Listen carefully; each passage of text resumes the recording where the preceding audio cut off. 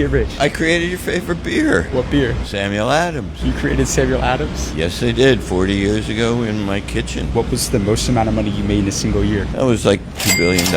What did you learn about branding? Because obviously the Samuel Adams, it's iconic. It's in all the airports. It's in all the concerts. What have you learned about branding that enables you to get into all the distribution that's possible? I learned branding's not that important. You know, when I was trying to figure out a name for it, I had lists of names. I boiled it down to like 2 names, and they were about equally popular with people that I would ask about them. And I look back on it, and I called it Sam Adams. I could have called it New World Boston Lager. I think it would have been just as successful, because at the end of the day, marketing is very overrated. Really? What really works is a better product. I mean, ask yourself, how much stuff do you buy because of fancy marketing versus products that are actually superior? That's what people want. And we had a better glass of beer. So you think people, they put too much emphasis on marketing when they should be focused on building a winning product? And working your ass off to sell it. That was what worked for Sam Adams. 6 weeks after we hit the market, we got picked as the best beer in America. The company was 2 people. Here we are making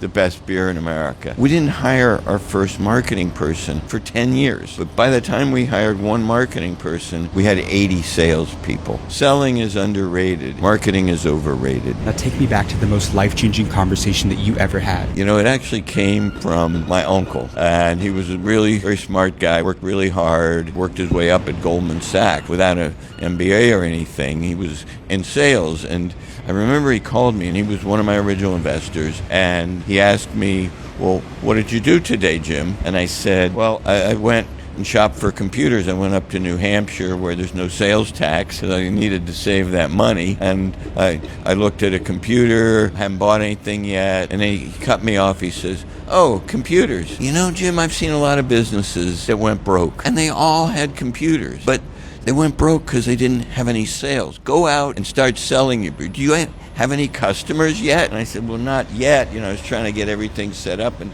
frankly, I was just scared shitless to go out and cold call on bars because I never sold anything in my life. He said, go out and get 1 customer every day and don't come home till you got that customer. So you can't be afraid to go sell your product. No, you're the best salesperson there is if you genuinely believe in your product. That authenticity is very powerful. Being a slick salesman is way overrated. Being genuine, sincere, authentic, that's a big deal. People don't see that so often. They say that sales cures everything. That's exactly right. You know, no business went broke because they had too many sales.